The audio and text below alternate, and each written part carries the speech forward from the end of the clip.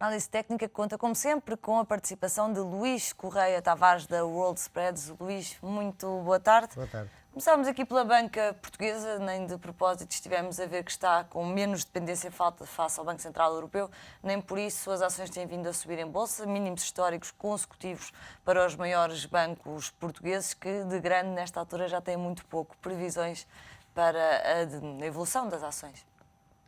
Pois as previsões de facto não são muito alentadoras, portanto na semana passada registámos no caso do BCP o volume vendedor em toda a semana recorde.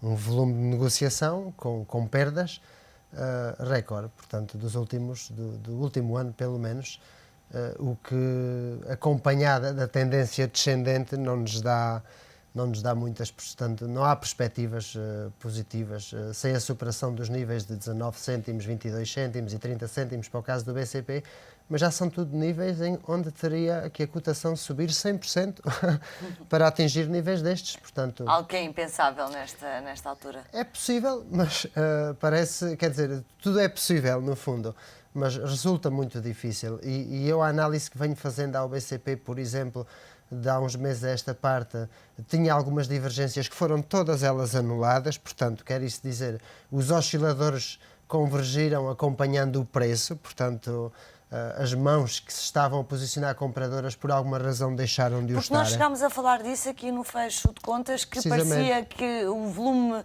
vendedor estava a decrescer e já havia aqui alguma interrupção na saída do título. Poderemos ver no mês de setembro, de setembro a outubro, onde se registava compras mais elevadas do que as vendas. Em termos de volume de negociação, víamos mais investidores interessados nas compras do que nas vendas. E tudo isto se veio a desfazer, portanto, na semana passada. E eu a análise que faço, já que não há figuras chartistas que me digam onde poderá parar o preço, é seguir esta tendência descendente que me diria que o preço poderia ir a 8 cêntimos. E é o que eu tenho vindo a fazer de há uns meses a esta parte e é a regra que se tem seguido. Mas, portanto, já que as divergências foram anuladas, eu não vejo razão para se entrar no título nesta altura. Nesta altura, eu só vejo aqui uma equação que é a seguinte: isto resulta mais uma brincadeira do que propriamente uma oportunidade. Eu dou um exemplo. Nós queremos escolher uma empresa como, por exemplo, a Jerónimo Martins, vale 12 euros. Vale 13, mas suponhamos que vale 12.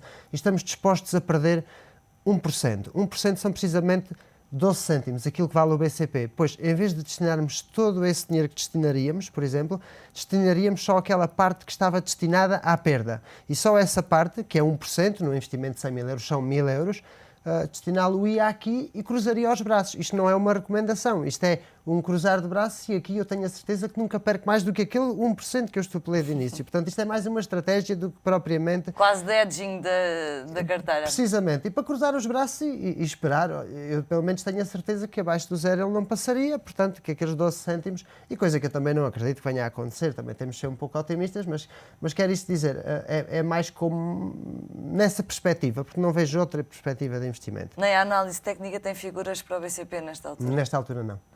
Luís, e olhando para os bancos, encontramos a mesma realidade ou as coisas estão menos más? Portanto, no BPI vemos precisamente a mesma coisa, não temos figuras de volta, não temos sinais de volta, vemos-lo em mínimos.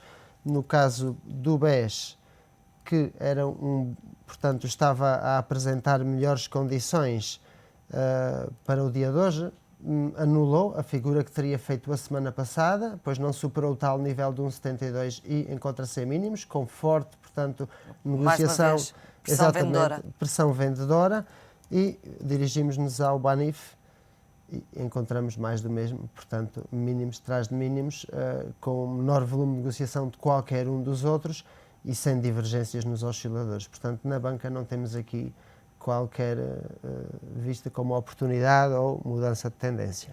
Luís, vamos olhar para coisas positivas para não deprimirmos com as cotações só da banca. O que é ainda há de positivo em Lisboa? Portanto, pelas figuras técnicas, lá está, eu de positivo vejo, por exemplo, o caso de EDP. Já a semana passada referenciei a EDP Renováveis e esta semana referencio a EDP como uma possível aproximação ao nível de 2,55 Está bem que fechou a 2,35, mas a superação deste nível, que correspondeu a um antigo suporte e que agora é uma resistência, não só anula a sua diretriz baixista, como supera esta linha azul, que é a média móvel dos 200 períodos, o que a retiraria da tendência baixista de longo prazo, e poderia ser talvez uma oportunidade com a superação deste nível. Tecnicamente, o gráfico, portanto, mostra esta figura. A Renováveis continua a demonstrar, portanto, um aspecto técnico semelhante, portanto, à da EDP, e também temos o caso, por exemplo, da Portocel, que também apresenta uma figura, à parte desta vela envolvente realizada na quinta-feira, não perdeu mais de 50% da mesma, mas também não é menos verdade que só se confirma o otimismo com a superação do nível do 1,94.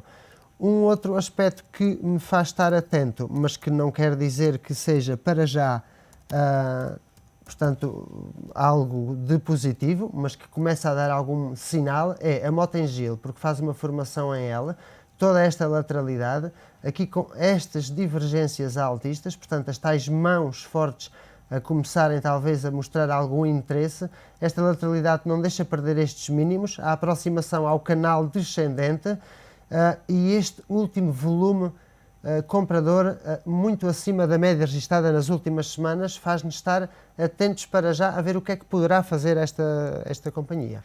Luís, e para terminar, pedi também um comentário ao euro. Hoje a Jefferies, uma consultora americana, casa de investimento, aliás, deu ordem de venda massiva das obrigações europeias. Isso acabou por ter um impacto hoje no dólar, no sentido de fortalecimento. O que é que se pode esperar para os próximos dias?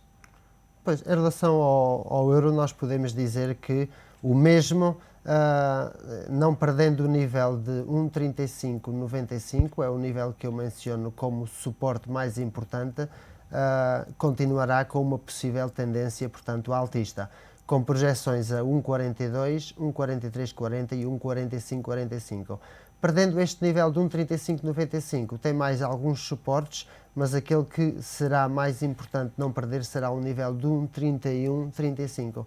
Eu, na verdade, não estou muito convencido de que o euro queira perder posições pela figura técnica e chartista que apresenta. Tem desenvolvido. Exatamente, não perdendo este nível de 1,3595, mas também não é menos verdade que a projeção desta figura não só o lança ao nível de 1,45, como a perda deste nível dá precisamente a mesma projeção no sentido contrário. Ou seja, está a ponto de um ponto, está perto de um ponto decisivo. Está num ponto decisivo ou e bom para os investidores decidirem, pois ficam à espreita. É importante mencionar o seguinte, que a perda de qualquer um destes níveis ou a superação de qualquer um destes níveis mencionados terá que ser confirmada com 2 dias consecutivos de fecho. No euro-dólar, a hora de fecho é às 9 horas da noite portuguesas, ou então com um fecho semanal, numa sexta-feira. Luís, muito obrigada. A análise Obrigado. de Luís Correia Tavares, a análise técnica neste fecho de contas, sempre às segundas-feiras.